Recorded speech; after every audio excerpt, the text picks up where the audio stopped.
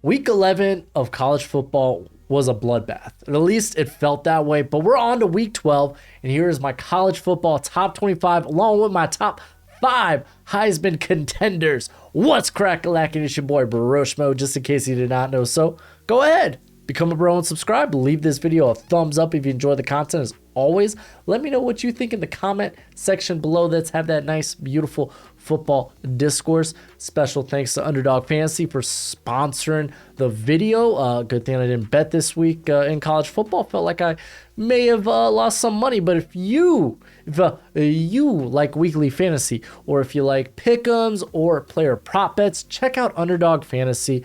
Use promo code Broshmo when you sign up, and they'll hook you up, and it helps the channel out.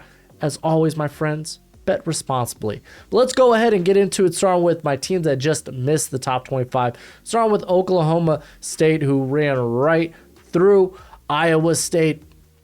Felt kind of dirty. They're 7-3, and they just missed the cut. Kind of is what it is. Spencer Sanders did get banged up in this game. Need to hear more on that. But yeah, they just missed it. Boise State, the Broncos, the Blue Boys, they ran right through Nevada 41-3. And after a bit turmoil at the beginning of the year, it feels like this team's back on the right pace. They were coming off the loss to BYU, though BYU at some parts of the year has shown to be a good team. But they're back on track. They're well on their way to winning the Mountain West. They got to get through Wyoming. I think that's next week. And then basically it looks like they're facing off against, I think, Fresno State, or who's the other squad in the West? San Jose State, who's played only 8 games. They are 6-3 now. 6-3 because they just lost to San Diego State. So yeah, no, I'm feeling good about the Broncos. Troy, they remain here. A very unimpressive victory against Army. I think it was like 10-9.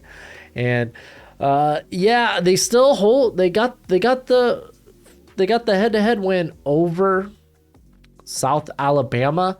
So that's why they're sitting here. If they had a more impressive win, maybe they sneak into the top 25. Coastal Carolina will be now down. Grayson McCall, he didn't play this week. They still managed to win, but he'll be out for the next 3 to 6 weeks. So it sounds like he'll probably be out for the conference championship. So Troy, man, the path is set. The path is set. Purdue with a huge victory. We're going to be talking about a little bit more in depth of what that means for the Big Ten. But a big win, but they're 6-4. They're kind of like wishy-washy. They show up some days, and then other days they just don't. So they're right on the verge because there's a good shot that they're going to be facing the winner of Ohio State, Michigan in the Big Ten championship game. And then the Beavers got it done. They ran right through California, I believe, this week. Put backups in the second half. They're 7-3. They're doing this without their starting quarterback, and then 2, without Luke Musgrave. They've missed him for most of the season. He's their best offensive weapon. So this has been a very impressive Beavers team. They still have Oregon left on the schedule, though. So good luck. Then again, I mean, Oregon, they did go down to Washington today. So, yeah. Fallers I have. Now let's talk Illinois. Illinois is a faller because they're choking. They're choking. They're literally choking a shot at the Big Ten title. I say a shot because, let's be honest, it feels like it's Ohio State or Michigan's to win. But never say never. But they're choking. They're throwing away their shot at playing for the Big Ten title. Currently now Purdue, I think, holds the tiebreaker out of all 4 teams that are tied at the Big Ten, as you have Purdue, Illinois, Iowa, and Minnesota, though Minnesota has losses, I believe, to both Purdue and Illinois. Iowa, I believe, has the L to, they lost to Illinois.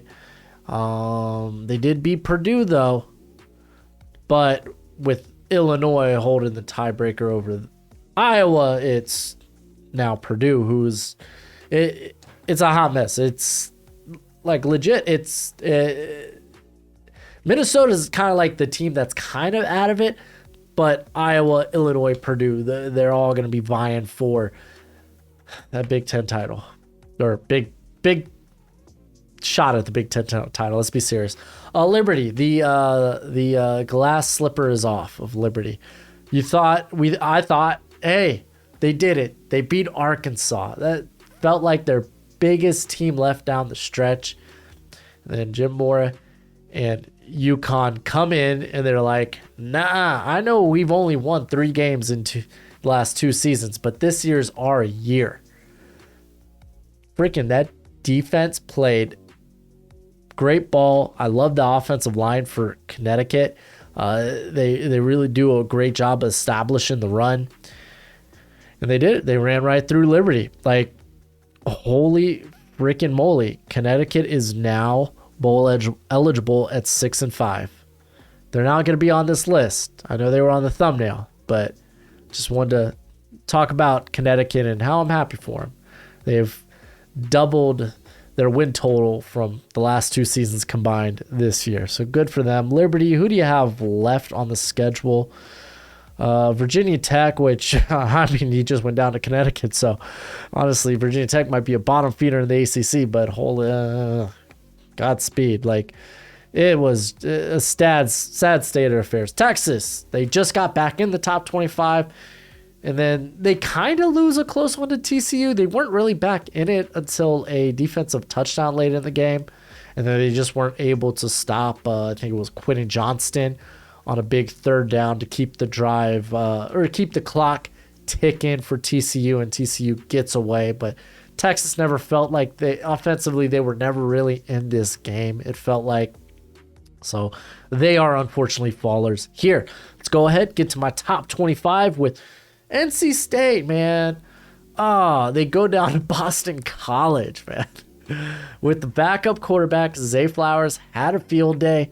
And now, like, honestly, I thought I was about to drop them out. But, like, they're 7-3.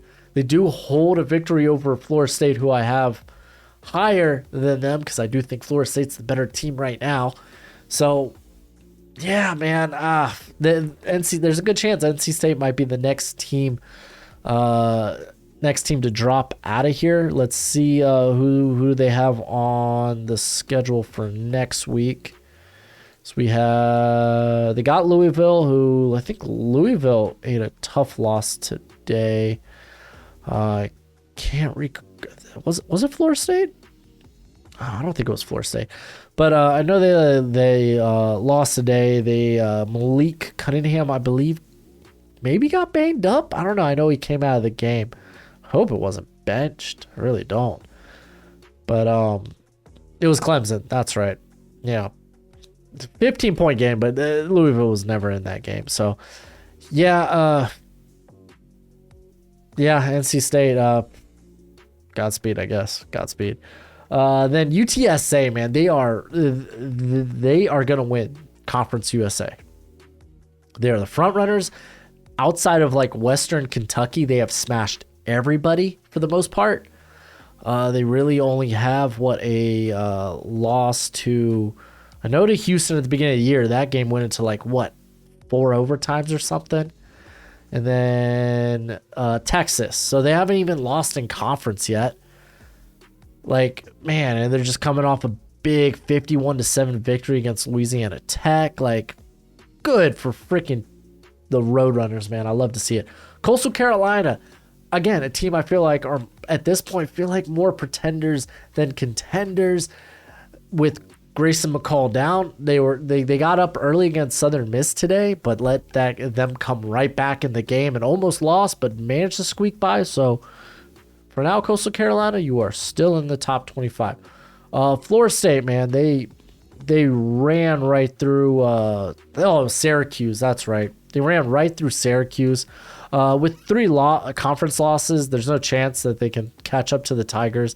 It is what it is. They have Louisiana and then Florida left on the schedule. Florida is going to be a fun game.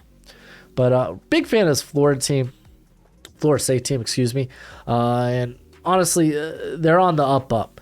They are on the up. I'm interested to see how this team will look next year because they are going to be losing, I think, a significant amount of talent, though they might have some of that talent come back. Like, I think Robert Scott's likely to come back. Cincinnati, they went out and did the thing. It was a close game against ECU, Eastern Carolina, and I think that happened Thursday or Friday. But yeah, essentially they kick a game-winning field goal. Bam. So right now, with Central Florida, with their big win Saturday, when we'll talk about that next, they got a big matchup against Tulane that'll decide who will face the Knights in the championship game. I do suspect they still have a championship game despite not dividing conferences, but yeah, that's gonna be lit, man. TCU and Cincinnati. Do the kids still say lit nowadays? I don't even know why that came out of my mouth. On to the rest here. We got 20 here. Kansas State, they just smacked Baylor after coming off a very disappointing loss to Texas. They just smashed Baylor. They're like, Baylor sucks. Get out of here. Good. Baylor cost me money earlier in the year against BYU, and I'm never going to forget it. Cost me an 8-leg parlay. To hell with you, Baylor. But, yeah, honestly, Howard, their quarterback there, the backup, he's looking real good. So, yeah, Kansas State is here at 20. I keep saying Kansas State. I wish Kansas was here. They had a tough loss to Texas Tech today. And then Notre Dame, they were up big. The Navy came rolling back, and it almost looked like they were going to lose the game. They move up a spot. They're 7-3. They got some good wins and some baffling losses. Well, a baffling loss. Yeah. Anyway, they're here at 19. Then we got Tulane and Central Florida. Listen, Central Florida got up. I think they were up as much as 17 in this game against Tulane. Tulane came roaring back, made it a game. For the most part, Central Florida really controlled this game throughout as a whole. Tulane, I still think, is a really good squad. So is Central Florida. I can't wait for that. Tulane, Cincinnati. Honestly, the AAC is kind of fun to watch this year. Like, SMU's been fun. Houston feels like it's been a roller coaster all year. Memphis is fun to watch. I mean, shoot, Navy almost beat Notre Dame today. And then you got, who am I missing? Eastern Carolina, man. Eastern Carolina is a fun squad. Even Tulsa's put up some points this year. But yeah, no. Who do I have next? Washington, huge win against the Ducks. Like, legit may have cost the Ducks, maybe not necessarily the Pac-12, but the playoffs, because we're still got a 14 playoff right now. I'm pretty sure Washington has no chance at this point to win the conf or to be eligible. They got 2 more games left. None of them are against contenders in the Pac-12 there. So now they're just playing spoiler to, well, they did play spoiler to Oregon here. And legit, probably cost Oregon the playoffs. Even if Oregon wins the Pac-12, I don't think there's a chance that they sneak into the playoffs. I really don't. But Washington's been a really good team this year. They had the surprising loss to Arizona State and then the tough loss to UCLA. Both those were on the road. But Washington's been really good, man. Pass rush is freaking nuts. Just and we'll talk about the baffling things Oregon did in a little bit. But Ole Miss is here at number 15. They couldn't seal the deal against Alabama. So, yes, now they are firmly out of contention for the SEC title game. Now, LSU, they don't have to win out or anything. LSU holds the tiebreakers since they beat both Ole Miss and Alabama. So, LSU is going to be playing Georgia in the national championship, in the SEC championship game. And based on how this LSU I guess we can talk about LSU when we get there, but I don't have a lot of hopes for LSU. Penn State, man, who'd they run through today? because literally ran through. Like Singleton had himself a game. No, I'm not looking on here. Looking on here. Maryland, that's right. Maryland couldn't even. They goose egged Maryland, but yeah, man, this is so wonky. Like the three best teams in the Big Ten all play in the same division, so only one of them could be eligible for the conference title. Riddle me that, Batman. Riddle me that. Makes no flippin' sense. But Penn State's good squad, man. They're a good squad.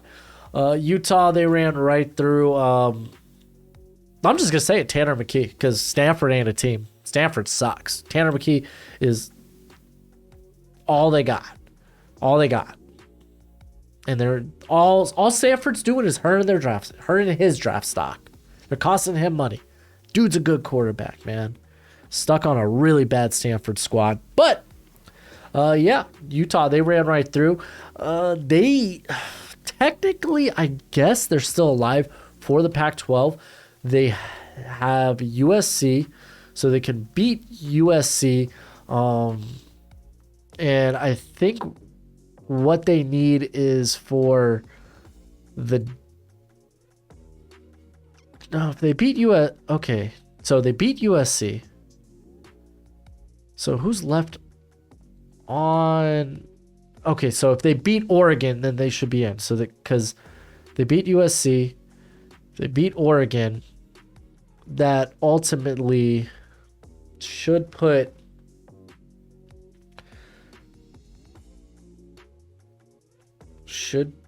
Okay. So this is how it's working out. We're about to talk about other Pac-12 teams. Okay, well, we could talk about UCLA losing to Arizona. What a freaking surprise. Arizona's biggest win of the year. How did it happen? Man, I almost can't even put a finger on it. The run game came alive for UCLA, and I keep saying USC. All these freaking letters. Yeah, the run game came alive for UCLA. They just couldn't make stops. Like, it was weird because it didn't even feel like Arizona was able to move the ball that well. They were just getting big plays. And UCLA's secondary is just not that good. Not that good this year. But so what we're looking at. So the Utes, they have the Ducks. If they beat the Ducks, essentially they face this is how it works. They'll face the winners of UCLA and USC. So yeah, that's interesting. So we're working with like a quarterfinal or a semifinal here for the Pac-12. So USC, UCLA, winner, Pac-12 title.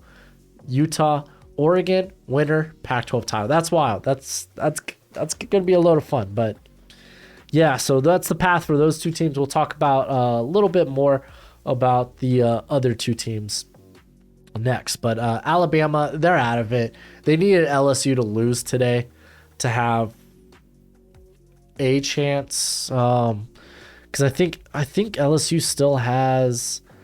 Yeah, they would still hold the tiebreaker even if they lost to Arkansas, but LSU had one game remaining with Texas A&M.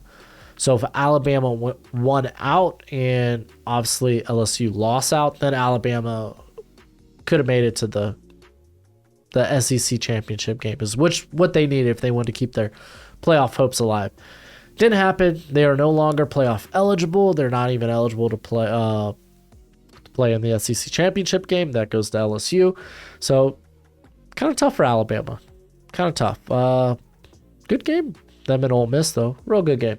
On to the top 10. North Carolina. I thought they were about to go down. But freaking Drake May and Josh Downs, who had a hell of a game, had all three of Drake May's touchdowns, drive down the field, get in field goal range, hit the field goal, and then they basically forced Wake Forest to go 4 and out to close out, win the game. Freaking congratulations, North Carolina.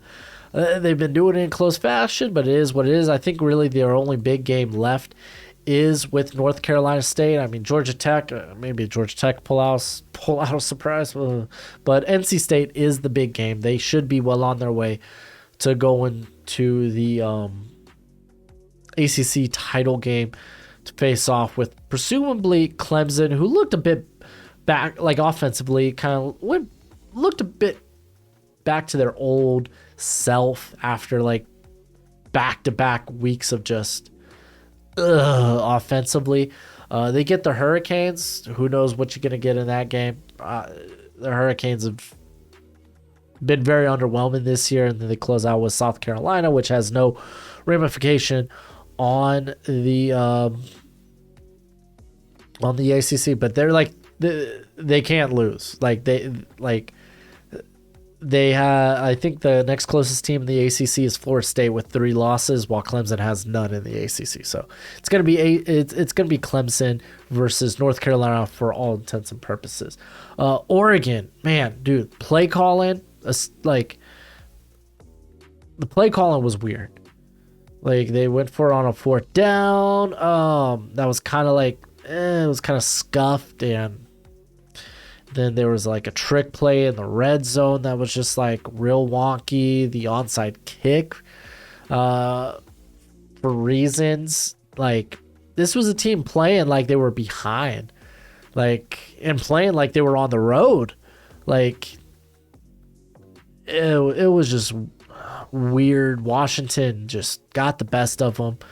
Now Oregon, they have to go out and beat Utah. No ifs, ands, or buts about it. But like, honestly, this could be a big killer for their playoff hopes. Really, even if they went out, go to the pack, win the Pac-12. I don't know if you put this team in ahead of Tennessee. There have been a case made if Oregon won out.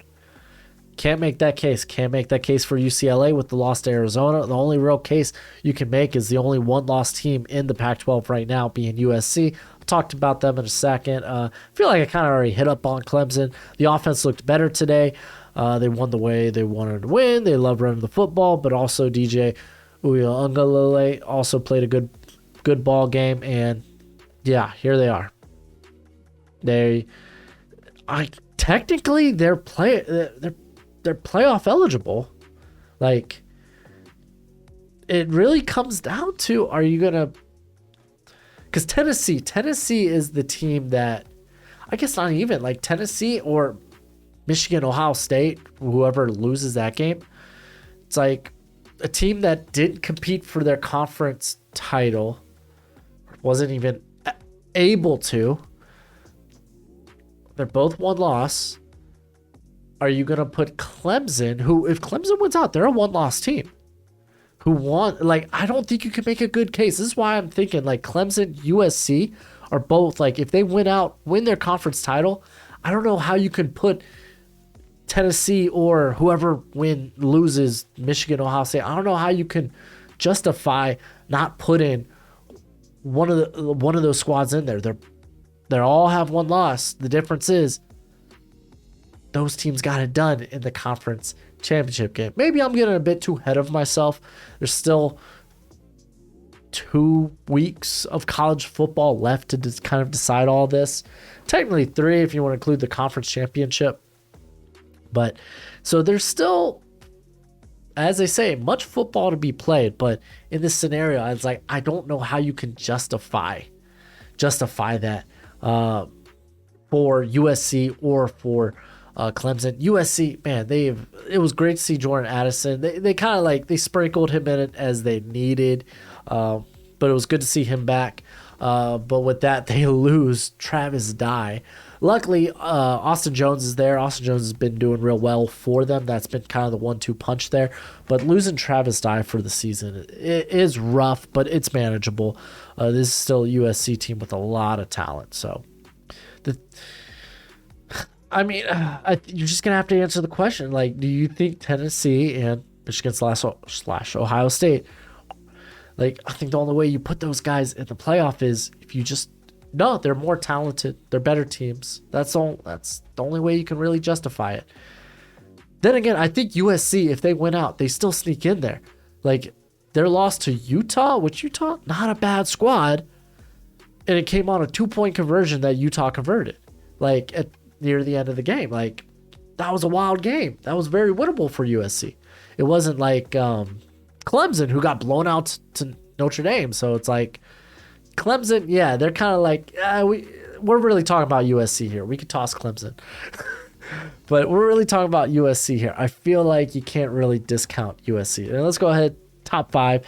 Tennessee, they're right now, I think they're just going to start smashing teams just to kind of like help their bowl profile since they can't compete for the SEC championship game.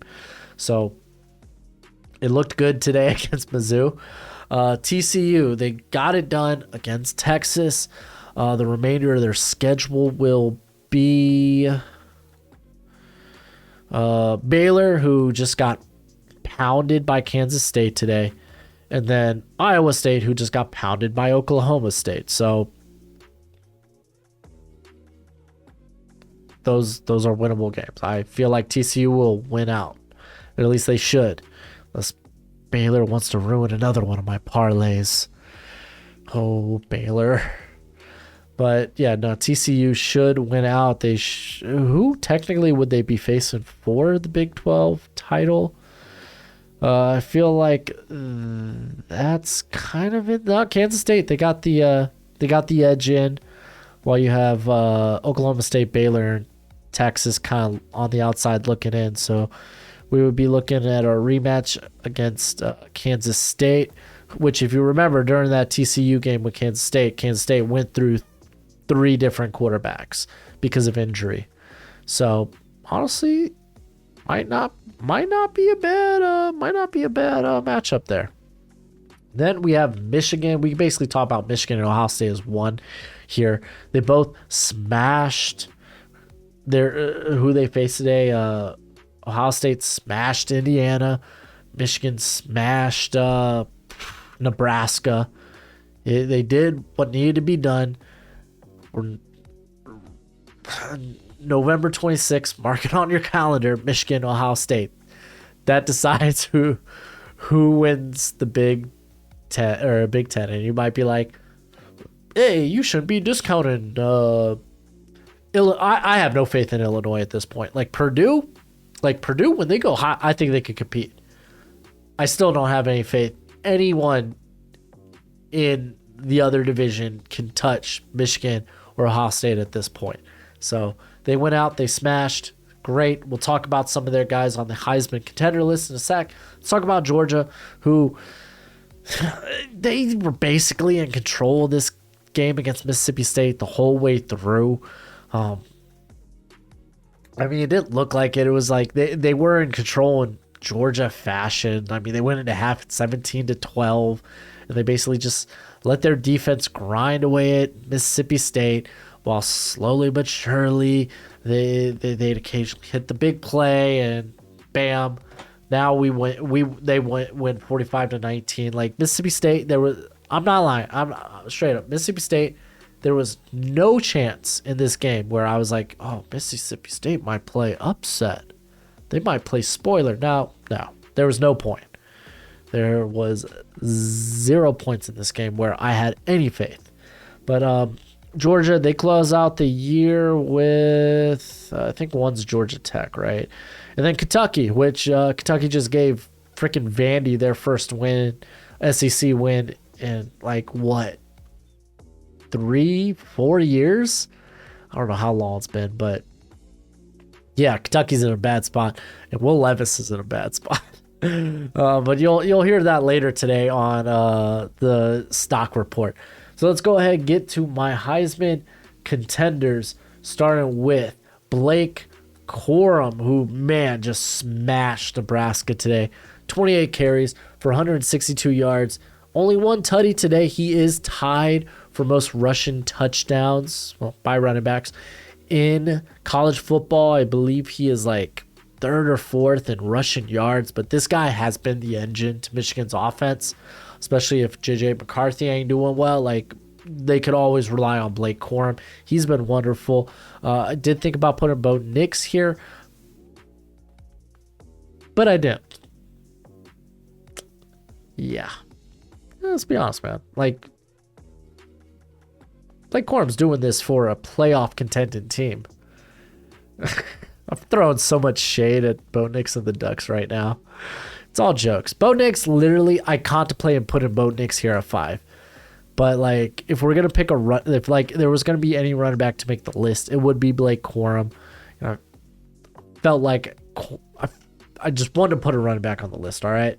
Drake May, here at number 4, had a banger game, 4 total touchdowns, had 71 rushing yards, threw for almost 100 or 450 yards.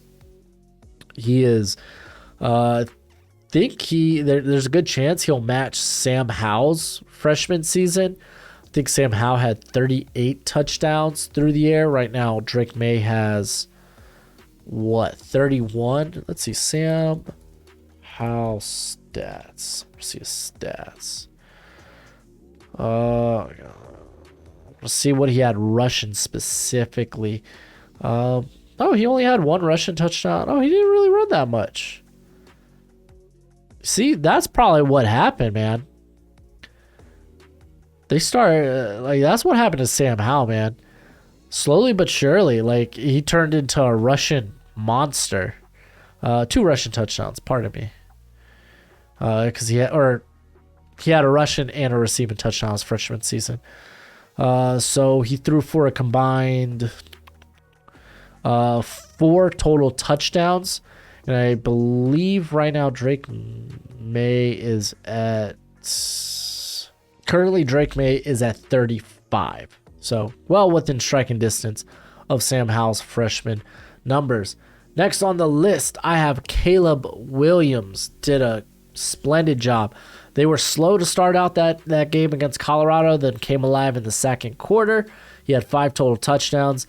Believe he leads the Pac-12 in total touchdowns. Maybe Bo Nix has him beat by 1. But Caleb Williams, his team, they're going to be vying for the Pac-12. On to C.J. Stroud. 5 tutties through the air against Indiana.